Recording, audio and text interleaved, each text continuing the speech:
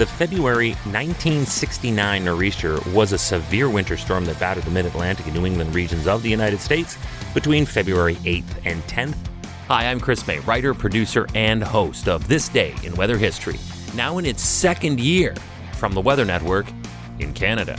Today we get back to the other paralyzing punisher of a winter storm, the nor'easter. We now pick things up in progress on the 9th, this day in weather history.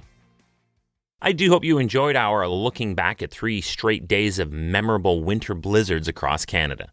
Let's open with a refresher on the nor'easter, what it is, how it forms, and where it comes from.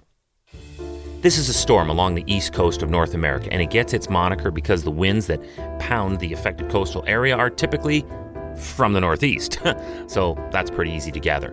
Nor'easters usually develop in the latitudes between the southeast state of Georgia and the mid-Atlantic state of New Jersey within about 100 miles or 160 kilometers east or west of that east coast. So it's always tight against the shorelines, relatively speaking, of course. These storms will generally progress northeastward and typically attain their maximum intensity near New England and the maritime provinces of Canada. And that is exactly what happened here. Textbook case. This nor'easter developed on February 8th, and as it moved towards the northeast, intensifying to become a powerful storm, it unloaded a staggering 20 inches or 51 centimeters of snow. Now, we covered on February 6th just how paralyzing a blizzard was in the city of Toronto in Canada. Well, how about the other megalopolis? That is the one known as New York City, because they bore the brunt of that 51 centimeters. They endured and suffered through extensive disruptions. The snow really amped up on the 9th, this day in weather history, and then it stalled right where it was.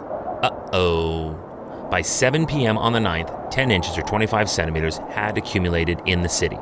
By midnight, 15 inches, almost 40 more centimeters, was leveled on Central Park. You see how the totals keep going up?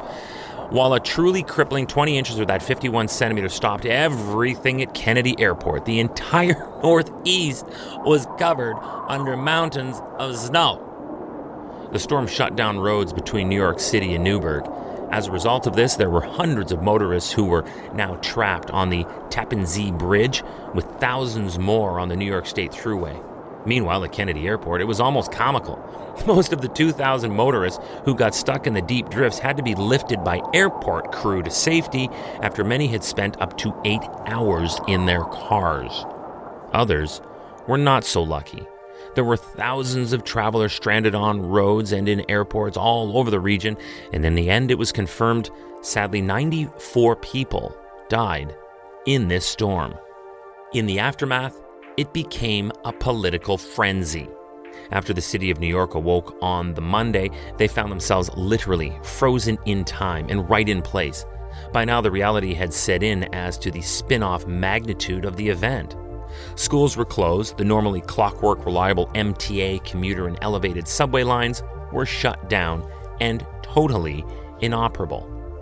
Weddings were postponed, sporting events canceled, theaters locked. Go to work? Forget about it. You risk your life even thinking about it. And this is the global hub of trade and commerce. So suffice it to say, at City Hall, it wasn't a good day either. City officials had to admit that they were thrown off by the weather report. Oh, there you go. Blame the weather person.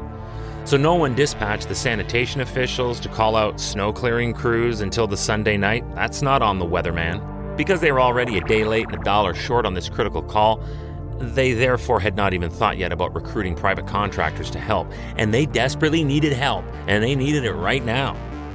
Sunday overtime was frowned upon, and this played into the decision-making as things were unfolding. But this was the worst storm in 18 years. Are you kidding me? Overtime is your issue?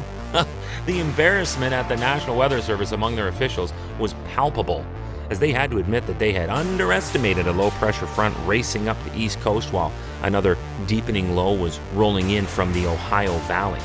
The collision was explosive, and the mix was potent, and it seemed the worst of the storm's fury was reserved for eastern and central Queens. In this powerful nor'easter attack of winter fury on the 5 boroughs, 42 people died, half of them from Queens, because he or she who sits atop all government decisions in any city is the mayor, and the killer blizzard of February 1969 turned into a political storm for New York's high-profile mayor at the time, John Lindsay. That's why the papers and population went on to call it mockingly Lindsay's snowstorm. Needless to say, he hated that. This day in weather history. Tomorrow is February the 10th, and for this date we go ahead only 1 year from today's story. We're just jumping ahead to 1970, when an avalanche crashed down on a ski resort in Val d'Isère, France. So don't miss tomorrow on This Day in Weather History with me, your host, Chris May.